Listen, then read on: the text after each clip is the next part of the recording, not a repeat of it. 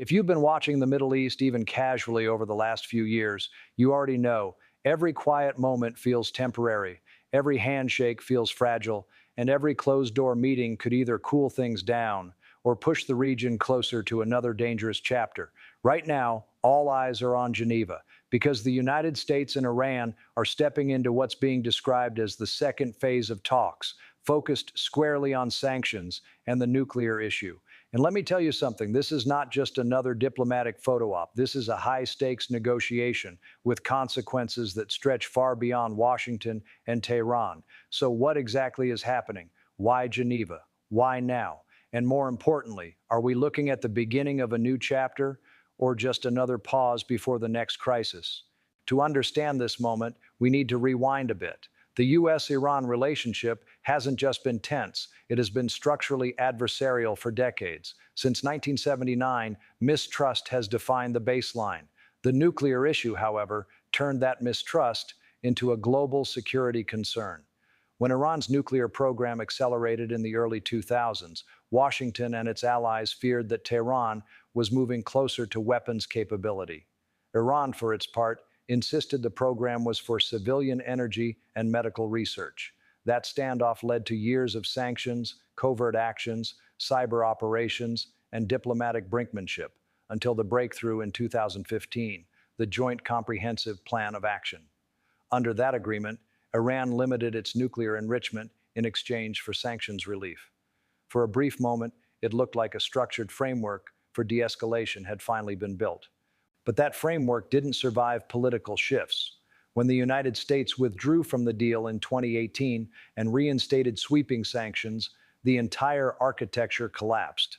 Iran gradually reduced its compliance, increasing enrichment levels and limiting international inspections.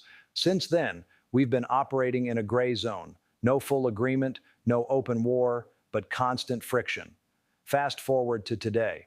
Iran's enrichment levels are closer to weapons grade than at any point before 2015.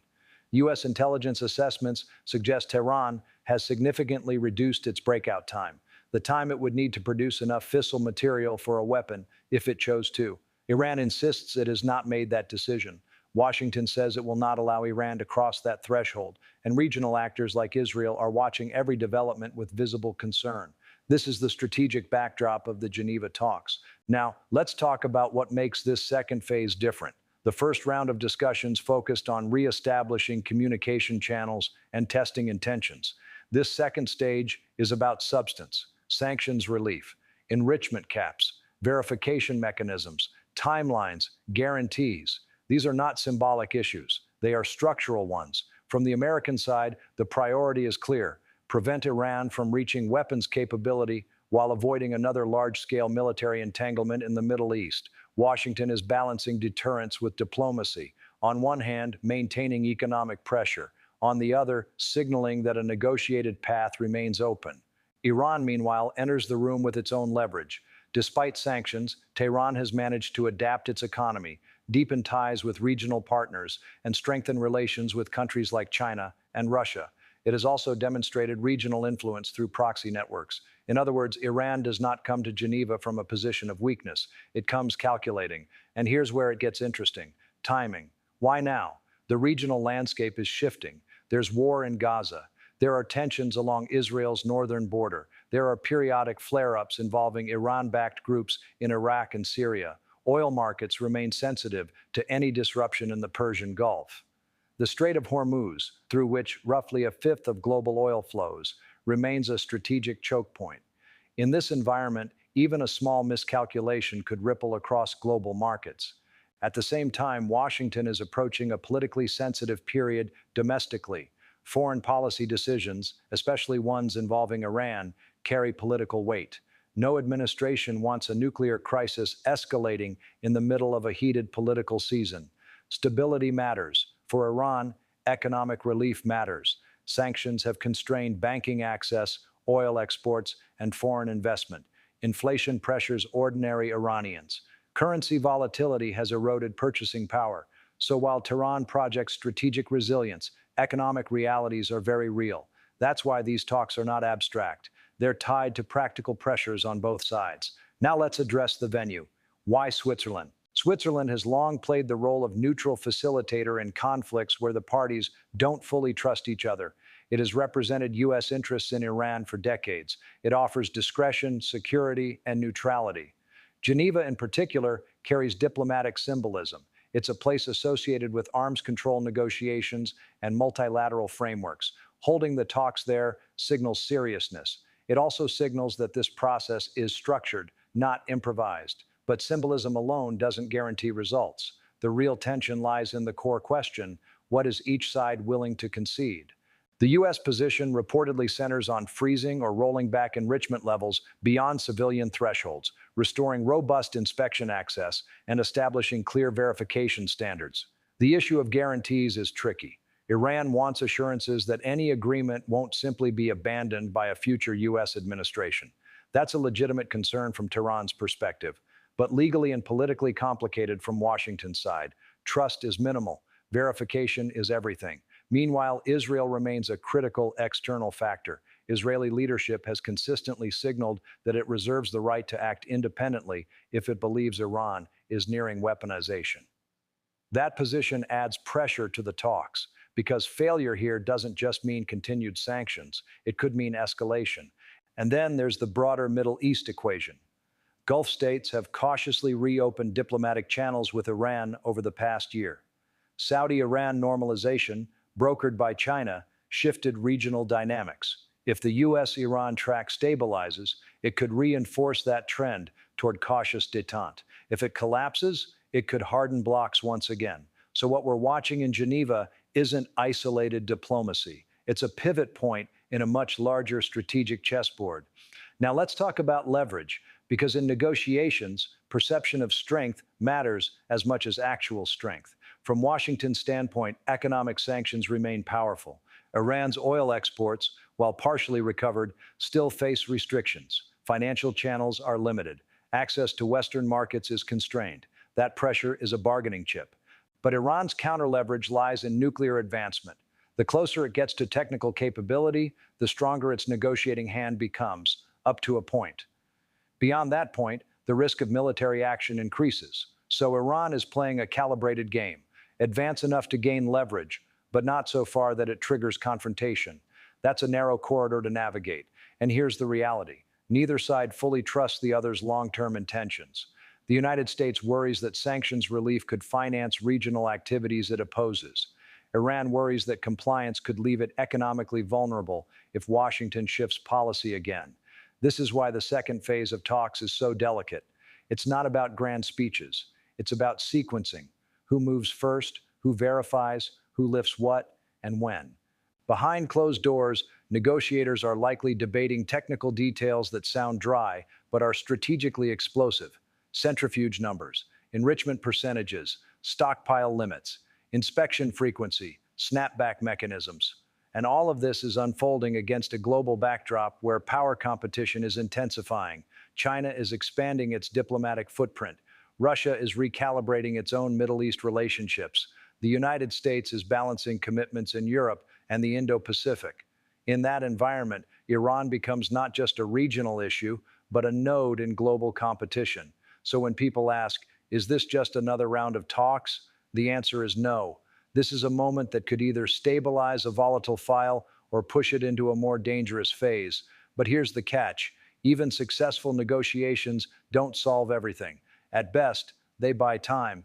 At worst, they postpone confrontation. Right now, both sides are publicly cautious. No dramatic promises, no sweeping declarations. That in itself is telling. Expectations are being managed. The tone is serious, restrained, calculated, and that tells you something else. The stakes are understood on both sides, because if this second phase fails, the alternatives are not pleasant. Increased sanctions, heightened regional proxy activity, cyber escalation, possibly covert actions, and in the worst-case scenario, direct confrontation. But if it succeeds, even partially, it could reopen structured diplomacy, reduce breakout risk, and create space for broader regional de-escalation. We are standing at a hinge moment. Geneva may not produce headlines overnight, but what happens inside those rooms could quietly shape the next several years of Middle Eastern security. And the real question now becomes, are both sides negotiating to win headlines, or negotiating to avoid catastrophe. When we talk about the second phase of US-Iran talks, we're not just talking about diplomats sitting across a table discussing uranium enrichment percentages. We're talking about layered power calculations, domestic politics, regional alliances, strategic patience, and yes, pressure tactics that never make it into official press releases. Let's start with Washington. For the United States, the objective is clear on paper: prevent Iran from developing a nuclear weapon without triggering another war in the Middle East. But politically, it's more complicated than that. Any deal with Iran is controversial. There are lawmakers who believe sanctions should remain maximum until Iran fundamentally changes its regional posture. There are others who argue that without diplomacy, the only alternative is escalation. So the administration has to walk a very narrow line. It must appear firm, especially on verification and enforcement, while still leaving room for compromise. Too soft, and it faces domestic backlash. Too rigid, and the talks collapse. Now shift to Tehran. Iran's leadership also faces internal pressure. The country has endured years of economic hardship. Inflation has hurt ordinary families. Youth unemployment is high. Currency instability has eroded confidence. The government cannot ignore those realities. Sanctions relief isn't just a strategic objective, it's an economic necessity. But at the same time, Iranian leadership cannot appear weak. Conceding too much under pressure would damage its credibility at home and in the region. So Tehran negotiates from a posture of resistance, publicly projecting strength, even while seeking economic breathing room. This is where the real chess game unfolds. Behind the scenes, sequencing is everything. Who takes the first step? Does Iran freeze enrichment first? Does the US unfreeze certain financial assets first? Are sanctions lifted in phases? Are there snapback provisions? How quickly can inspections resume at full scale? These are not symbolic gestures. These are trust-building mechanisms, because trust itself doesn't exist. Now let's talk about external players, because they absolutely matter. Israel is watching these talks very closely. Israeli security doctrine has long centered on preventing hostile regional actors from acquiring nuclear weapons capability. From Jerusalem's perspective, any agreement must be airtight, verifiable, and enforceable. Israeli officials have consistently signaled that they reserve the right to act independently if they believe Iran is nearing weaponization. That pressure shapes Washington's approach. The United States cannot ignore Israeli security concerns. At the same time, it does not necessarily want to see unilateral military action that could drag the region into open conflict. Then there are the Gulf states. Countries like Saudi Arabia and the UAE have recalibrated their approach to Iran in recent years. Diplomatic channels have reopened. There's cautious engagement. But beneath that engagement lies strategic caution. Gulf economies depend heavily on stable energy markets. A military escalation in the Gulf would immediately disrupt oil flows, spike prices, and rattle global markets. That's why regional states quietly prefer structured diplomacy over confrontation, even if they remain skeptical of Iran's long-term intentions. And don't overlook China and Russia. China has deepened economic ties with Iran and positioned itself as a diplomatic broker in the region. Russia maintains strategic cooperation with Tehran in multiple arenas. Both powers benefit from reduced US-Iran confrontation, but they also benefit from a US that is strategically distracted. So the Geneva talks sit at the intersection of global power competition. Now let's bring this back to ordinary people, because geopolitics often feels abstract until it hits your wallet. If talks fail and tensions escalate, the immediate impact would likely show up in energy markets. The Strait of Hormuz remains one of the most critical maritime choke points in the world. Any perceived threat to shipping lanes could push oil prices higher. That affects gasoline prices in the United States. It affects shipping costs. It affects inflation pressures globally. On the Iranian side, failure would likely mean continued or intensified sanctions. That translates into higher living costs, limited imports, restricted access to international banking. The economic strain would deepen. So while the negotiations are about centrifuges and sanctions frameworks, the consequences are deeply human. Now let's examine the three realistic scenarios that could emerge from this second phase. Scenario 1, a limited but structured breakthrough. In this outcome, both sides agree to a partial freeze-for-freeze arrangement. Iran caps enrichment at a defined level below weapons grade. It allows expanded inspections. In exchange, the US offers targeted sanctions relief. perhaps unfreezing specific funds or easing restrictions on certain oil exports.